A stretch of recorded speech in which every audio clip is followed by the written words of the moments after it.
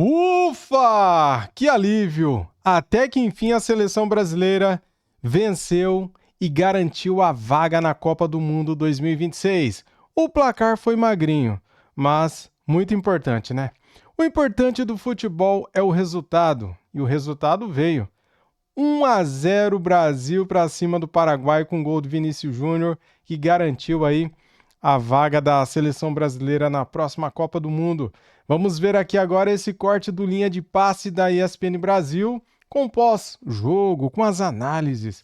Vamos ver agora o que eles vão falar. Deixa o like para ajudar, seja bem-vindo ao canal, se inscrevam e ative o sininho. Quero dar os créditos para a ESPN Brasil, link na descrição como créditos. Vamos lá. Volta com o Sport Center. Hoje é aniversário do Carlo Ancelotti, do Carleto, 66 anos. E a torcida brasileira fez essa homenagem ao novo treinador da seleção brasileira. O primeiro jogo dele à frente e ao lado do torcedor brasileiro. E uma vitória importante, porque foi a vitória que deu a classificação da seleção brasileira para a Copa do Mundo de 2026. Estou ao lado do Jailson Vilas Boas, do Paulo Calçade e também do Geode. Fala, Calçade, tudo bem? Boa noite. Olá. Gostou hoje? Olá, Marcelo. Olá, fã de esportes, meus companheiros aqui. Sim, a expectativa da seleção brasileira, ela é individual. Aqueles que acham que Carlo Ancelotti é um interruptor, que você vai apertar o botão e o Brasil vai virar uma potência, eles vão se decepcionar.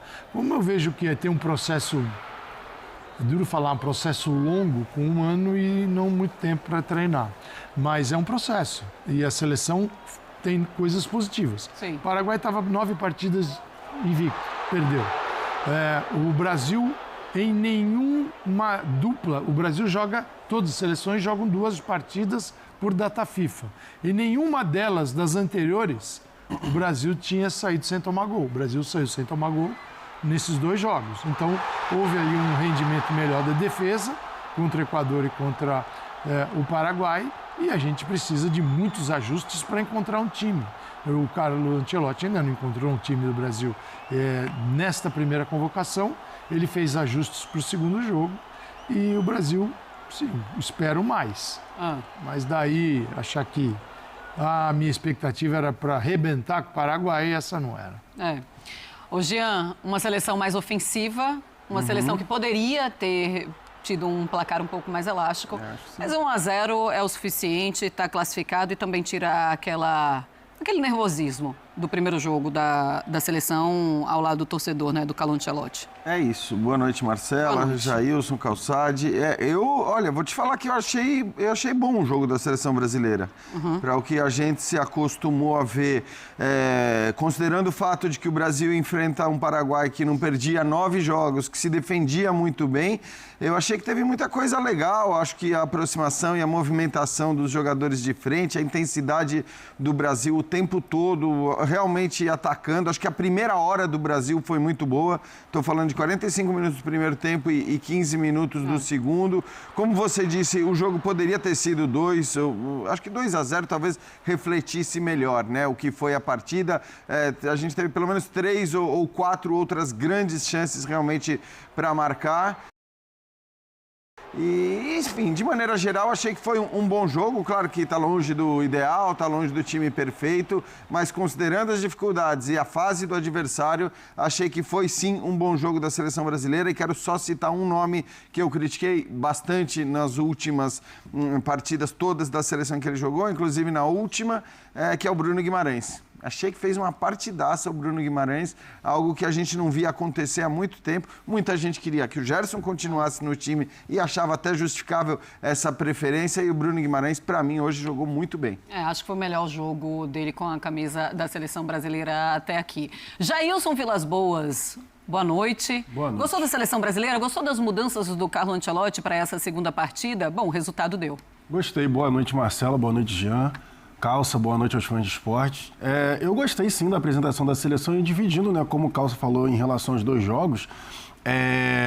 No primeiro jogo a gente viu um aspecto defensivo, né, do Ancelotti com a seleção brasileira ali, todo mundo marcando atrás da linha da bola, os ajustes que foram feitos por ele, e nesse segundo jogo a gente conseguiu ver o aspecto ofensivo. Então eu gostei muito, a mudança ali com os 4 jogadores de frente, logo ali no início, a pressão danada em cima da defesa do Paraguai, que não conseguia respirar.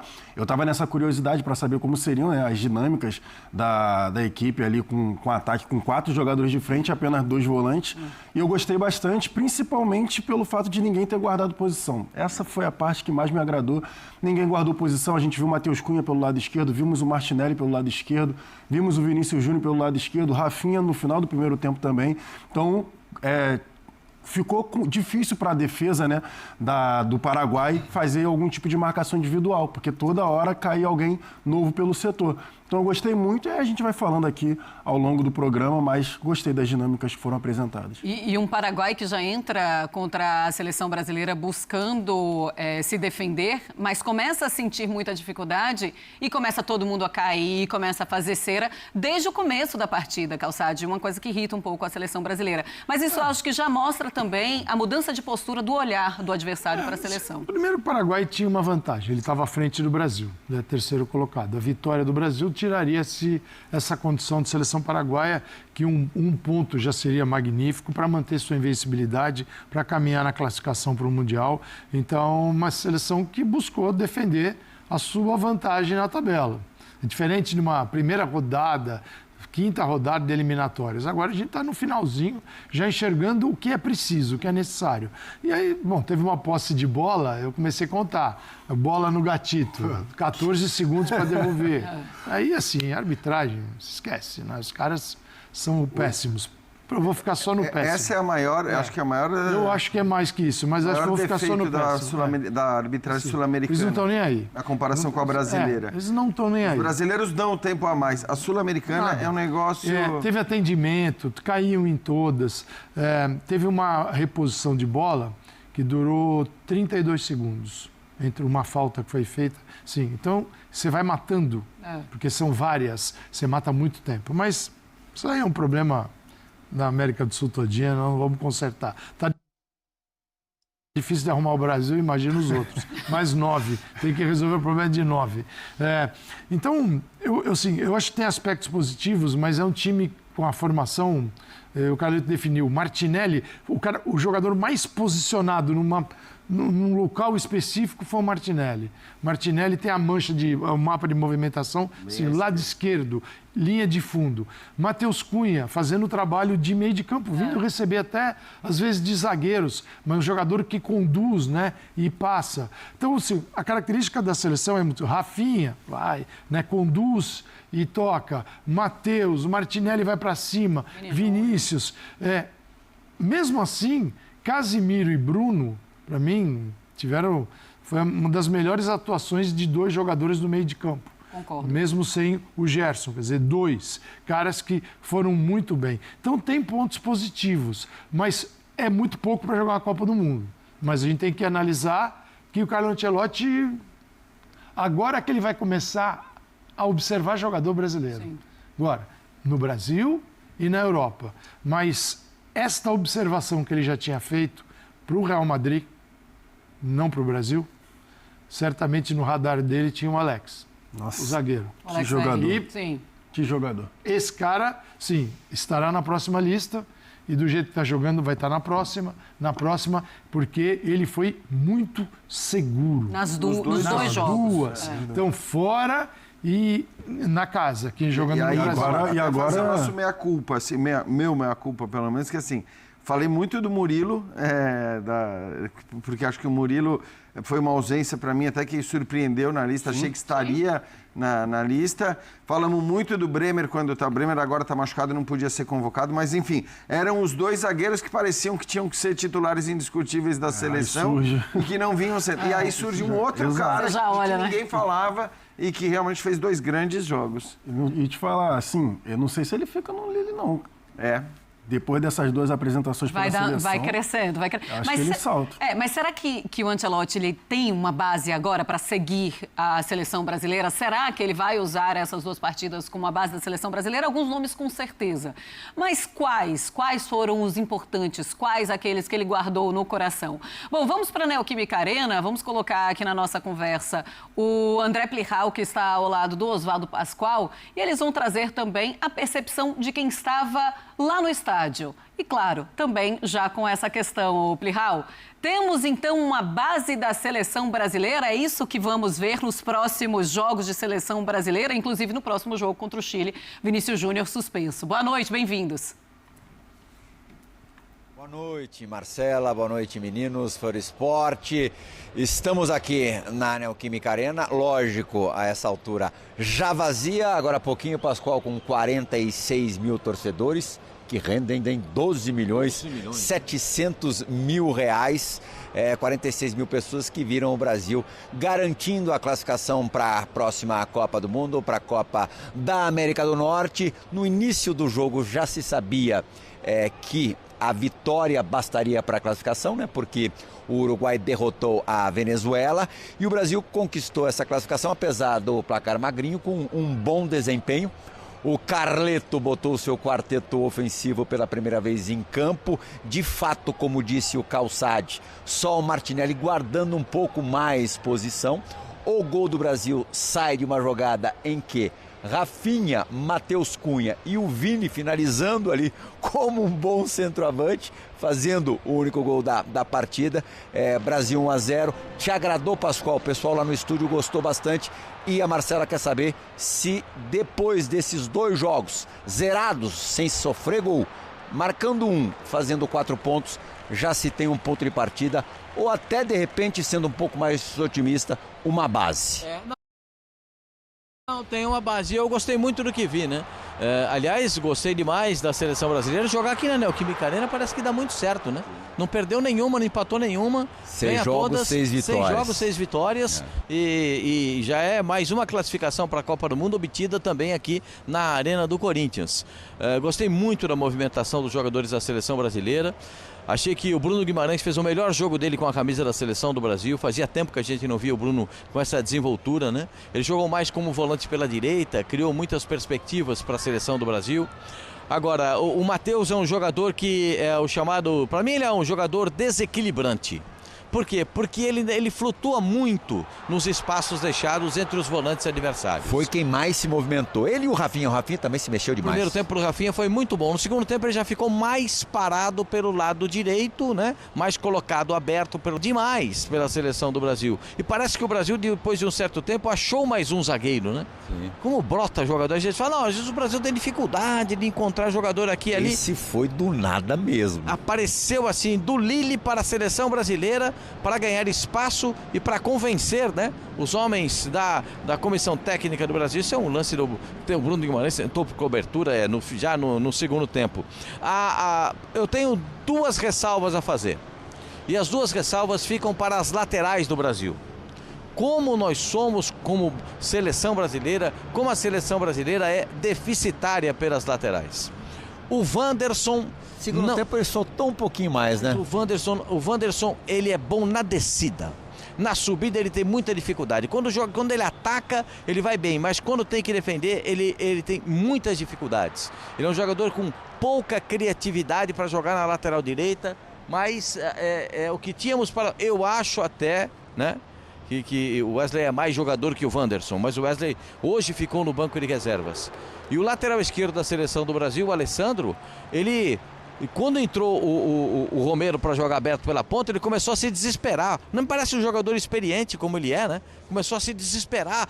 Tanto que logo saiu para a entrada do Beraldo, né? A tirar a bola de todo jeito. E aí são as 2 ressalvas que eu faço. As 2 laterais do Brasil. Ainda precisamos encontrar jogadores. Precisamos de mais coisas, é claro, é óbvio. Mas hoje a gente viu uma seleção melhor, eu não vou falar muito, melhor do que a gente já tinha visto, mas dá um alento para o torcedor. A pegada foi diferente, a vontade, a determinação. Isso nos 2 jogos, né? Nos 2 jogos. A gente viu muita diferença do que a gente tinha visto até aqui da seleção brasileira, e eu acho que isso também passa pelo treinador, porque ele é muito próximo dos jogadores e ele cobra muito isso do empenho de cada um. Tudo, especialmente nesse início, passa pelo treinador. Viu, Marcelo, uma observação de quem estava no estádio. Todo mundo sabe como é que são os jogos da seleção brasileira em São Paulo. Passou de 20 minutos sem fazer um golzinho, a torcida começa a chiar. Hoje o comportamento foi totalmente diferente. O gol da vitória do Brasil saiu ali no finalzinho 43. Do primeiro tempo. O comportamento até sair o gol foi exemplar da torcida. Aos 21 teve uma bola perigosa, aos 26 teve outra bola perigosa, aos 32 teve outra bola perigosa, só aos 43 é que foi sair o gol. E aí a torcida foi no embalo, a torcida responde daquilo que ela vê dentro de campo. A torcida viu a seleção brasileira empenhada. E quando o torcedor vê a seleção com empenho, a seleção vai junto, o torcedor vai junto. Não importa se é em São Paulo, se é no Rio, se é em Porto Alegre, se é no Paraná, seja em Santa Catarina, Minas Gerais, em qualquer estado brasileiro. Onde a seleção brasileira jogar, se o time mostrar empenho, dedicação, vontade, a torcida vai junto. E a torcida foi. E que bom, né? Que a torcida pôde ver um bom jogo também. Mas mesmo no segundo tempo, teve um momento ali que a partida ficou um pouco mais modorrenta, a torcida levou na boa, não começou a chiar, não começou a pedir jogador. Aconteceu até um pouquinho antes. O Estevão, a gente tá, claro, na casa corintiana, muitos corintianos por aqui, a gente percebia isso nas escalações. Até o Romero foi aplaudido na escalação. Foi vaiado. O Estevão e o Gustavo Gomes. Gustavo Gomes, vá lá, jogador do Paraguai, mas o Estevão é o jogador da seleção brasileira. Aí a torcida não o poupou, não. E até fiquei com medo, falou-se tanto durante o dia no tal mosaico verde, que esse mosaico fosse ser boicotado. Era ali o parabéns Ancelotti, por conta, lógico, do aniversário, 66 anos do Carlo Ancelotti hoje. Mas não, todo mundo levantou bonitinho a placa e funcionou legal, deu um efeito bonito. Olha lá, ficou bonitinho, olha lá. Parabéns, Carleto, ficou muito legal essa homenagem ao técnico da seleção brasileira. Claro que ele merece mais do que isso, né? Hoje é o dia do aniversário dele e o Vinícius Júnior fez o gol, que é muito próximo dele. A seleção brasileira fez um futebol legal, aplicou-se dentro de campo e a gente espera ver. Não sei se nas próximas partidas o Brasil vai ter tanta coisa para mostrar, tanta coisa para demonstrar para o seu torcedor, mas a classificação já está aí, já vai para a Copa do Mundo e serão mais 6 jogos até a Copa do Mundo e um período de 30 dias para jogar o Mundial. Eu acho muito pouco para quem está chegando, que é o caso do Ancelotti na seleção brasileira, mas ele vai ter que dar um jeito de arrumar o time. Já pensou, Marcela Rafael, você no dia do seu aniversário entra no Arrudão e lá o mosaico, parabéns, Marcela? Pois é, o melhor é o Pascoal falando, ele merecia mais que isso, ele ganhou, né? Tudo isso aí, tá bom, hein, Pascoal? Foi uma boa surpresa e um bom presente. Não, merece ainda. mais. O título não, a classificação para a Copa do Mundo. Tá bom, tá certo.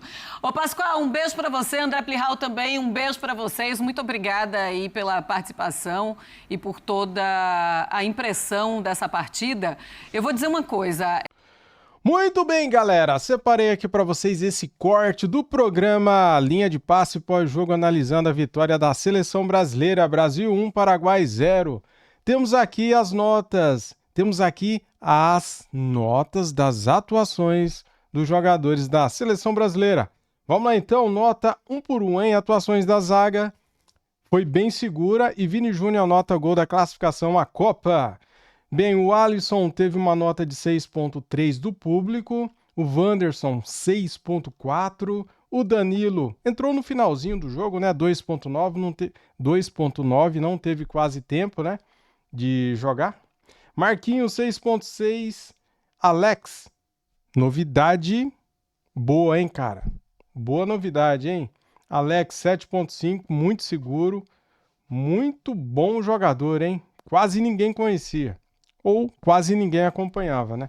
Alexandro, 5.5. Lucas Beraldo entrou no segundo tempo também, né? 5.5.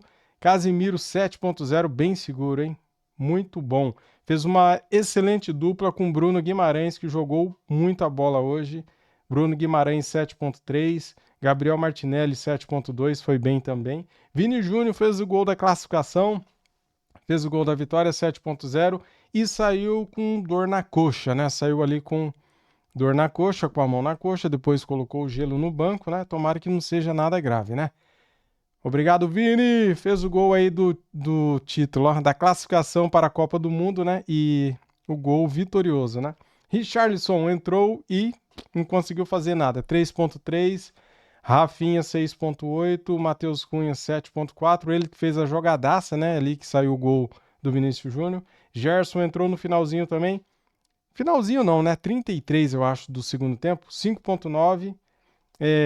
Carlo Ancelotti, 7.8. Tá aí o Carleto. Parabéns, Carlo Ancelotti. Ele que fez aniversário hoje no dia da vitória da seleção brasileira. E eu quero agradecer aqui a todos vocês que assistiram o vídeo, deixaram o like, se inscrevam no canal, tá bom? Muito obrigado a todos. Saudações. Fui!